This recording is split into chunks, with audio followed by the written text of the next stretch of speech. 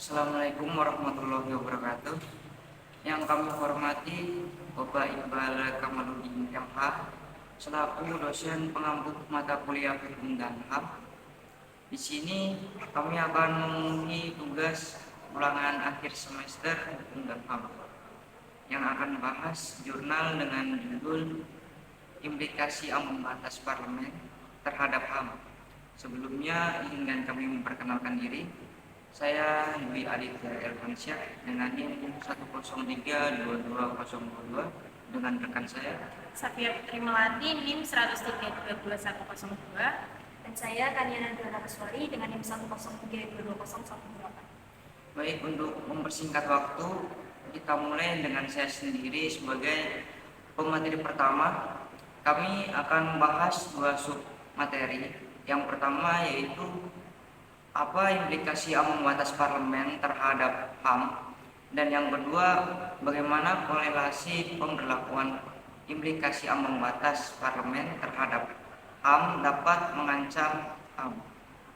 Langsung saja kita masuk pada pendahuluan materi kali ini, yaitu pasal 1 ayat 2 UUD NRI tahun 1945 menegaskan bahwa kedaulatan berada di tangan rakyat dan dilaksanakan sesuai Undang-Undang Dasar. Ini merupakan prinsip dasar demokrasi di Indonesia, di mana rakyat memiliki kedaulatan, tanggung jawab, hak, dan kewajiban yang dilakukan dengan mengedepankan nilai-nilai demokrasi dan hak asasi manusia. Salah satu wujud dari kedaulatan rakyat adalah melalui pemilihan umum untuk memilih presiden, wakil presiden, serta wakil rakyat yang bertugas mengawasi pemerintahan dan membuat undang-undang. Selanjutnya, penerapan unsur kedaulatan rakyat ini juga terlihat dalam pemilu yang diselenggarakan setiap 5 tahun sekali dengan prinsip-prinsip seperti langsung, umum, bebas, rahasia, jujur, dan adil seperti diatur dalam pasal 22E Undang-Undang Dasar Negara Republik Indonesia tahun 1945. Pemilu yang demikian merupakan syarat mutlak untuk memiliki wakil rakyat yang berkualitas dan dapat dipercaya. Namun perdebatan muncul terkait dengan parliamentary threshold, yaitu syarat minimal suara yang harus dimiliki partai politik untuk masuk ke parlemen. Meskipun ada argumen yang mendukung keberadaan parliamentary threshold untuk mencegah partai-partai kecil dan radikal, namun juga perlu dipertimbangkan dampaknya terhadap hak politik warga negara. Jadi terdapat kekhawatiran bahwa ambang batas tersebut itu bisa mengurangi representasi suara rakyat yang seharusnya itu diwakili di parlemen. Oleh karena itu perlu penelitian lebih lanjut untuk memahami implikasi penerapan parliamentary threshold terhadap hak politik warga negara dan kehidupan politik mereka. Selanjutnya, pembahasan kedua yang akan disampaikan langsung oleh rekan saya. Oke, langsung saja kita masuk ke pembahasan pertama, yaitu implikasi kebijakan penerapan parliamentary threshold memiliki tujuan memperkuat stabilitas politik dan mencegah fragmentasi parlemen yang berlebihan.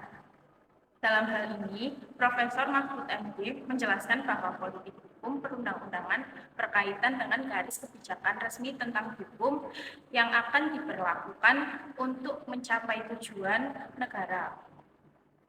Ambang atas parlemen, khususnya yang diatur dalam pasal 414 Undang-Undang Nomor 7 Tahun 2017 tentang Pemilihan Umum, bertujuan untuk mencegah ideologi yang bertentangan dengan Pancasila dan UUD NRI tahun 1945. Namun, ada implikasi terhadap hak politik dan hak asasi warga negara yang menjadi perhatian dalam penerapan parliamentary threshold. Putusan Mahkamah Konstitusi menyatakan ambang batas parlemen sebagai kebijakan hukum terbuka. Namun, adanya dinamika antara suara pemilih dan komposisi kursi di DPR mempertanyakan keadilan pemilu dan kepastian hukum. Argumentasi yang disampaikan dalam putusan tersebut menyoroti potensi pengurangan hak politik warga negara karena kurangnya transparansi dan rasionalitas dalam penetapan ambang batas. Pada tingkat global, beberapa negara menerapkan ambang batas parlemen dengan tujuan yang berbeda-beda. Sesuai dengan konteks ideologis dan politik, masing-masing hal ini juga terjadi di Indonesia, di mana pertanyaan muncul mengenai apakah ambang batas 4% benar-benar mencegah unsur ekstremis atau hanya melayani kepentingan politik tertentu. Dengan demikian, aturan parliamentary threshold memberikan tanggung jawab besar bagi partai politik yang terpilih untuk menciptakan pemerintahan yang stabil dan efektif serta mengakomodasi aspirasi rakyat. Meskipun demikian, perlu terus diperdebatkan apakah ambang batas tersebut benar-benar mendukung prinsip demokrasi dan hak asasi manusia secara keseluruhan. Selanjutnya, pembahasan yang kedua, yaitu mengenai korelasi antara ambang batas parlemen dan pemenuhan hak asasi manusia, menyoroti pentingnya perlindungan terhadap hak-hak dasar setiap warga negara, termasuk hak untuk berpartisipasi dalam proses politik. Hak asasi manusia menjadi landasan utama dalam menjaga kebebasan individu dari penindasan oleh negara. Konsep ini juga mencakup kewajiban negara untuk menghormati, melindungi, dan menjamin hak asasi manusia tanpa diskriminasi. Bapak Mahfud MD menjelaskan bahwa hak asasi manusia adalah hak yang melekat pada martabat manusia sejak lahir, bukan pemberian manusia atau negara.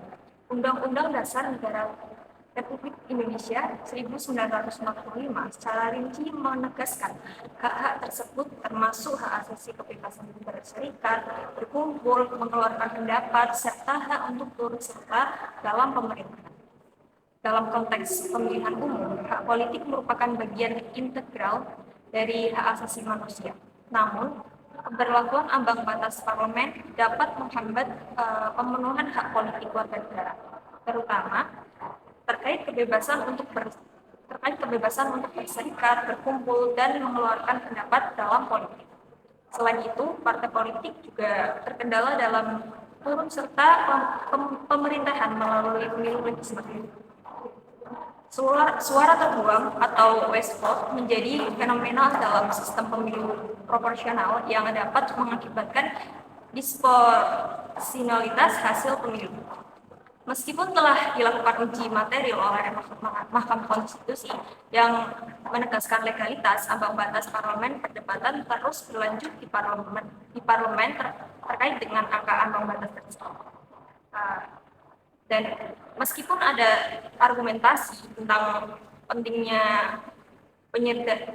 penyederhanaan jumlah partai politik di DPR untuk memperkuat sistem presidensial Indonesia, tetapi penting untuk memastikan bahwa keberlakuan ambang batas parlemen tidak menghambat pemenuhan hak politik warga negara. Maka, upaya untuk mencapai keseimbangan antara stabilitas politik dalam pemenuhan hak asasi manusia perlu terus diperjuangkan. Mungkin itu saja penyampaian materi dari kami. Selanjutnya akan dilanjutkan oleh moderator. Seperti pemaparan materi yang sudah dijelaskan oleh rekan saya, bisa disimpulkan bahwa dari jurnal ini menyoroti sejarah dan dinamika ambang batas parlemen dalam pemilihan umum di Indonesia, serta implikasinya terhadap penyederhanaan partai politik di parlemen.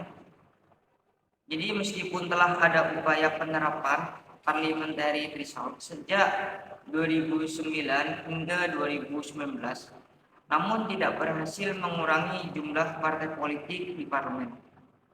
fokus pada pentingnya menjaga pemenuhan hak asasi manusia atau HAM dan hak politik warga negara dalam konteks kebijakan parliamentary threshold.